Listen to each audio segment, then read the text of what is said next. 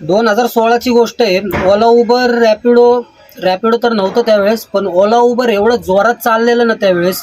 आणि ओला उबरला रिक्षा पण अटॅच नव्हत्या, फक्त फोर व्हीलरचा दणका चालू होता. आणि त्यावेळेस माझी लागली होती 1 लाख रुपयाची बिशी.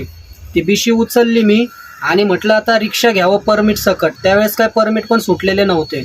तर माझा एक मित्र होता, एकदम जिगरी मित्र होता. तर तो म्हणला एक काम कर, रिक्षा नको घेऊ, तू फोर व्हीलर घे. कारण ओला उबरला आहे ना, कॅबवाले आहेत ना भरपूर छापायला लागल्यात. 1 ते 1.5 लाख रुपये पेमेंट निघतंय. त्या हिशोबाने म्हटलं मी ठीक आहे बाबा घेतो. म्हणून फोर व्हीलर घ्यायला पहिलं एक कोठारी शोरूमला गेलो. तिथं म्हणले तुम्ही 10,000 रुपये बुकिंग अमाऊंट जमा करा आणि त्याच्यानंतर गाडी बुक करा म्हणले. मग मी तिथं 10,000 रुपये जमा केले. तर ते म्हणले तुमच्या घरी लोनवाले व्हेरिफिकेशनसाठी येतील. ते व्हेरिफिकेशन झालं की तुम्हाला मग सांगतो आम्ही किती डाऊन पेमेंट करावं लागेल. त्यांना म्हटलं साहेब माझ्याकडे 1 लाख रुपये आहेत, तेवढंच डाऊन पेमेंट करू शकतो मी, त्याच्यावर करू शकत नाही. मग ते साहेब वगैरे घरी येऊन गेले. आपला स्लम एरिया असल्यामुळं माझं काही लोन जास्त पास झालं नाही, फक्त 4 लाखाचं लोन झालं. मग ते शोरूमवाले म्हटले की तुम्ही 1.5 लाख रुपये डाऊन पेमेंट करावंच लागेल तुम्हाला कंपल्सरी. मग त्यांना म्हणलं मी एक काम करा, मला कॅन्सल करा, मला नाही करायचं.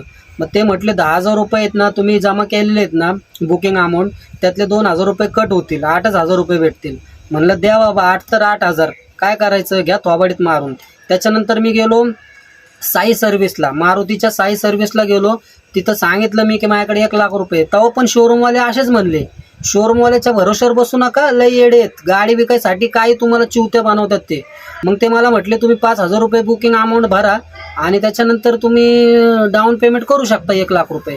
त्यांना मी तेव्हा वेळेस दम देऊन म्हटलं की ते 5,000 म्हणलं मला जर गाडी काय घ्यायची नसेल तर ते 5,000 तुम्हाला रिटर्न करावं लागेल, त्यावेळेसच भरतो मी त्या बेसिकवर, नाही तर 5,000 रुपये देणार नाही. ते म्हणले ठीक आहे चालतील. मग परत त्यांनी जेव्हा 5,000 रुपये मी जमा केले ना बुकिंग अमाऊंट, त्याच्यानंतर मला काय म्हटले तुमच्या घरी ते लोनवाले साहेब येतील आणि ते चेक करतील तुमचं लोन होतंय का नाही.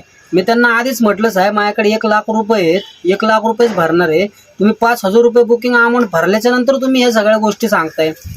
बरं ठीक आहे म्हणलं जाऊ द्या.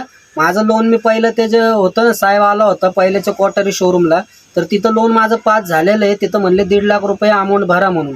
तर मी तिथूनच लोन पास करून घेतो आणि 1.5 लाख रुपये भरतो. मग 1 लाख रुपये होते माझ्याकडे, आता 50,000 कुठून आणायचे. मग मी काय केलं 50,000 व्याजाने उचलले, 10% व्याजाने. किती 10% व्याज होते, 5,000 रुपये महिना 50,000ला 10%ने. आणि ते 1.5 लाख रुपये तिथं भरले. मग त्यांचं चालू झालं प्रोसेसिंग फी 10,000 रुपये, परत तुमचं हे कट होणार, इन्शुरन्स कट होणार, ते कट होणार, हे मिळून तुम्हाला 30,000 रुपये अजून लागतील. यायला मी म्हणलं आधीच सांगायचं ना, कारण आपल्याला या गोष्टी माहिती नसतात काय काय होतं शोरूमला. आपण फक्त 1 लाख रुपये खिशात आहे म्हणून त्याच्या जीवावर उडी मारून गाडी घ्यायला जातो, पण हे खर्च वाढत जातो एक एक एक एक एक एक. मग आता 30,000 कुठून आणायचं, तर घरातलं मी बायकोचं सगळं सोनं बिनं सगळं मोडून टाकलं आणि ते 30,000 रुपये उभे केले आणि तिथं त्यांच्या माड्यावर टाकले जाऊन. त्याच्यानंतर मग सगळे पेपर वर्क वगैरे झालं आणि गाडी माझ्या हातात देणार त्यावेळेसच आहे ना, मोदी साहेबांनी आपला नवीन नियम काढला की तुमच्या घराला पार्किंग असेल ना प्रॉपर. आता त्यावेळेस जे 2016मध्ये गाड्या घेतल्या असतील लोकांनी त्यांना माहिती असेल हा रूल काय होता त्यावेळेस RTOचा. प्रॉपर तुमच्या घराला पार्किंग पाहिजे त्यावेळेस तुम्हाला ते परमिट भेटणार गाडीचं, असा नियम काढला होता मोदी साहेबांनी. आणि नंतर मग RTOचे साहेब माझ्या घरी आले चेक करायला की तुझी पार्किंग आहे का नाही. तर आपली बिल्डिंगमध्ये मी राहतो आणि बिल्डिंगच्या बाजूला मस्त मोकळं पार्किंग आहे, गाड्या बिड्या लावायला जागा आहे. मग तो साहेब मला म्हटलं तू गाडी कुठं लावणार. मी म्हणलं हे काय साहेब एवढी जागा आहे मोकळी कुठं पण लावणार. तर तो मला डायरेक्ट काय म्हणला माहितीये का, तुझ्या काय बापाची जागा आहे का ही कुठं पण लावायला, प्रॉपर घर पाहिजे आणि खाली पार्किंग पाहिजे. त्याने डायरेक्ट रिजेक्ट मारलं, रिजेक्ट शेरा मारला आणि कॅन्सल झालं माझं परमिट. मग तो मी परत गेलो शोरूमला मॅनेजरच्या हातापाया पडलो. आता मी लोन बाहेरून पास केलं आणि माझी गाडी पण अलॉट कर झाली आणि लोन पण चालू झालं, माझे हप्ते चालू झाले राव, दर महिन्याला 12,000 रुपये हप्ता. तर मी त्यांच्या हातापाया पडायला लागलो. मग त्यांनी हातवर केले ना सगळ्या मॅनेजर लोकांनी, सुपरवायझर लोकांनी, ॲडवायझर लोकांनी. मला म्हणायला लागले तुम्ही लोन बाहेरून केले ना तर तुमचं तुम्ही बघून घ्या, गाडी घेऊन जायची तर घेऊन जावा. त्यांना म्हटलं अहो मी बिगर नंबर प्लेटची गाडी नेऊन करू काय, धंदा तरी होणार आहे का, गाडी काय घरात लावून ठेवू का मी. तर ते म्हणले आता ते तुमचं तुम्ही बघून घ्या. आणि RTOच्या साहेबाला पण तुम्ही काहीतरी चिरीमिरी द्यायची तर तुम्ही पण त्याच्यावर उद्धटपणे बोलले. तर मी म्हणलं मी काय उद्धटपणे बोललो नाही त्यांना, फक्त त्यांना सांगितलं की इथं कुठं पण लावणार गाडी. त्यांचा राग आला त्यांना. मग आता मी काय करणार आहे त्या गोष्टीला. मग आता ते थांबा म्हणले, आता आज साहेब काय चिरीमिरी काय घेत नाही वाटतं, जर आमच्याकडून काय घेत असेल तर बघू आपण ते ॲडजस्ट करू, पण वाटत नाही तो काय घेतोय, जरा स्ट्रिक आहे साहेब. बरं ठीक आहे म्हटलं. या गोष्टीला मी किती घालवले, लिटरली 3 महिने घालवले. 3 महिने गाडी शोरूमला उभी. अक्षरशः आहे ना, अक्षरशः महिन्यातून आहे ना दर आठवड्याला जायचो, त्यांच्या हातापाया पडायचो. साहेब बघा काय झालंय का, साहेब बघा काय झालंय का, बघा साहेब काय झालंय का, बघा साहेब काय झालंय का, गाडी द्या माझे राव, धंदा करायचा आहे, उपाशी मारायला लागलो इकडं, अजून कर्ज व्हायला लागलंय बोकांडी, काय करू, कुठून हप्ते भरू. आणि ते 3 हप्ते अजून इकडून तिकडून लोन काढून अजून ते 3 हप्ते खिशातनं टाकतोय मी पैसे. आणि ते मला सरळ म्हणतात गाडी घेऊन जा. मग एक दिवस मी काय केलं, दुसऱ्या महिन्याच्याच ह्यात गाडी घेऊन आलो आणि गाडी घराच्या इथं लावली पूजा बिजा करून. काय सांगणार, एवढी वाईट परिस्थिती. मग 3 महिन्यांनी तो साहेब चेंज झाला. मग त्याने मला शोरूम मधून फोन आला की साहेब चेंज झालेला आहे, आता नवीन साहेब आलाय, त्यांची आमची सेटिंग झालेली आहे, तो 5,000 रुपये मागतोय. मग परत शोरूमला जाऊन मी 5,000 रुपये दिले.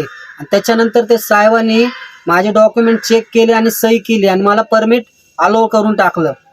त्याच्यानंतर परमिट अलॉट झाल्यानंतर मग मी गाडीला सुरुवात केली धंद्याला. खोटं सांगत नाही मित्रांनो तुम्हाला, मी 18, 20, 22 तास गाडी चालवायचो. कारण एवढं कर्ज करून ठेवलं गाडी यायच्या आधीच, घ्यायच्या आधीच. म्हणून सांगतोय मित्रांनो, गाड्यांच्या नादी लागू नका आणि गाड्या घेऊ नका. कार त्या 4 व्हीलर काय कामाच्या नाही, हत्ती पोचले का ते हत्ती. आता 3 महिन्याच्या नंतर आता मी गाडी चालवतोय मस्त जोरात बिरत. आता मला ते कर्ज फेडायचंय. तर ज्या बाईकडून मी 10% 50,000 घेतले होते, 3 महिन्यानंतर माझा मित्र म्हणला मी तुला देणार होतो पैसे, तर त्यांनी मला 50,000 रुपये अकाउंटला ट्रान्सफर केले. कारण त्याचं पैशाचं 5 लाख रुपयाचं काम झालं होतं. ज्या मित्रांनी मला गाडी घ्यायला सांगितली होती त्यानेच माझ्या अकाउंटला पैसे पाठवले. आता मला त्या बाईचे पैसे द्यायचे, बरोबर आहे का नाही. मग त्या बाईकडे गेलो, म्हणलं तुमचा अकाउंट नंबर द्या, मी तुम्हाला ट्रान्सफर करतो. आणि त्यावेळेसच मोदी साहेबांनी नोटबंदी आणली, म्हणजे आगीतून फुफाट्यात आले का ते ना. मग त्या बाईने परत हात वर केला. मग ती बाई मला काय म्हटली, मी तुम्हाला कॅश दिले ना तर तुम्ही मला कॅशच द्या, चेक पण नाही चालणार आणि ऑनलाईन पण नाही चालणार. आणि त्यावेळेस तुम्हाला माहिती होतं बँकेमधून अकाउंट मधून फक्त एकच 2,000 रुपयाची नोट निघत होती, गुलाबी नोट एकच निघत होती. आता हे नवीन नोट आणायच्या कुठून. मग परत अजून 2 महिने तिला अजून एक्स्ट्रा व्याज दिलं मी. आणि त्याच्यानंतर 2 महिन्यांनी जास्त कॅश निघायला लागल्यावर मग मी 10,000 रुपये करून 50,000 रुपये काढले आणि 2 महिन्याचं फुकट तिला व्याज दिलं, खिशात पैसे असून पण. आणि तिला व्याज मी 50,000 रुपये सकट देऊन टाकलं आणि ते फेडलं. आणि मित्राचे मग हळू करून मित्राला देऊन टाकले पैसे, त्याचे 50,000 रुपये. आणि मग असं दिवस काढता काढता झाले गाडीला 2 वर्षे. आली गाडीची पासिंग, मग इन्शुरन्सला 25,000, पासिंगला 25,000, टोटल 50,000 रुपये खर्च. आणि त्यावेळेस आहे ना खिशात 1 रुपया पण नव्हता माझ्या. मग आता काय करायचं, परत अजून एक लोन काढलं 50,000 रुपयाचं आणि परत आता ते फेडत बसलो. यात माझं 3 वर्ष असंच गेले, पैसे फेडण्यात, काढण्यात आणि फेडण्यात. खिशात तर 1 रुपया राहिना आणि घरात पण जाय नाही. मग काय करणार, मग काय गाडी ना आता विकायचीच वेळ आली होती. मग 3 वर्ष गाडीला झाले.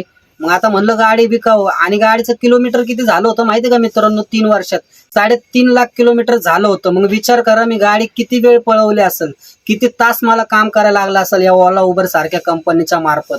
विचार करा मित्रांनो, एवढा वेळ पळाल्यावर जर पैसा खिशात राहत नाही आणि आपल्याकडे पैसा साठत नाही, मग त्या गाड्या चालवून काय करायचं आपल्याला, उगाच मारायचं का कर्जाच्या खाली. त्याच्यामुळं गाड्या घेऊ नका. हे कारण आहेत गाड्या न घेण्याचे. ही माझी स्वतःची लाईफ मी इथं शेअर केली त्या गाडीबद्दल. लॉकडाऊनच्या आधीच मी गाडी विकायचा विचार केला मित्रांनो. ते एक लय भारी झालं बरं का, कारण लॉकडाऊन पडणार हे तर माहिती नव्हतं. पण मी त्याच्या आधीच गाडी विकली आणि गाडी गेली की तिला माहिती का माझी फक्त 1.25 लाख रुपयाला.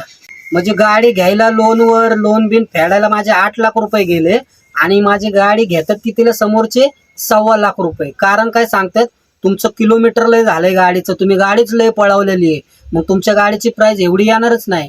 1.25 लाख रुपये. मग माझ्या गाडीचा टॅक्स टाकला होता, कारण ते 3रं वर्ष कंप्लीट झालं, टॅक्स टाकला होता, इन्शुरन्स टाकलं होतं. त्याच्यामुळं ती गाडी विकून टाकली मी. टायर बिर सगळे खराब झाले होतं, त्याच्यामुळे देऊन टाकली गाडी मी. जा म्हणलं बाबा घेऊन. त्याच्यामुळं बाबा 1.25 लाख तर 1.25 लाख दे म्हटलं. बाबा 1.25 लाख नको ती गाडी मला. आणि ती आपली डिझेल गाडी होती. आणि 3 वर्षानंतर काय झालं, CNG गाड्या जास्तीत जास्त मार्केटमध्ये आल्या, ओला उबरचा रेट डाऊन झाला. डिझेल गाडीला परवडणाच. डिझेल गाडी 2,000 रुपये धंदा केला की 1,000 रुपयाचं डिझेलच टाकायला लागायला लागलं. मग ते 1,000 रुपयात काय काय करायचं, हप्ता भरायचा का घर चालवायचं का बाकीच्या शाळा बिळा पोरांचे काय काय करणार त्या पैशात. त्याच्यामुळे ती गाडी फुकून टाकली मी. यामुळे सांगतोय मित्रांनो, 4 wheeler, car, cab, Ertiga, Swift Dzire, वरा बिरा याच्या नादी लागू नका. आपलं सुखासुखी जर रिक्षा घ्यायचा विचार असेल तर रिक्षा बिंदास घ्या मित्रांनो. रिक्षाला जास्त हॅडॅक नाहीये. सुखासुखी 1,000 रुपये कमवून घरी जाऊ शकता लेकरा बाळात आनंदात, मस्त मजेत. पण फोर व्हीलरच्या नका नादी लागू. लय त्रास आहे मित्रांनो, मी लय भोगलाय, तुम्ही भोगू नका. धन्यवाद मित्रांनो. व्हिडिओ जर आवडला असेल तर आपल्या चॅनलला एक सबस्क्राईब करा आणि आपण भेटूया आपल्या पुढच्या ब्लॉग मध्ये. असेच इंटरेस्टिंग गप्पा मारू तुमच्यावर.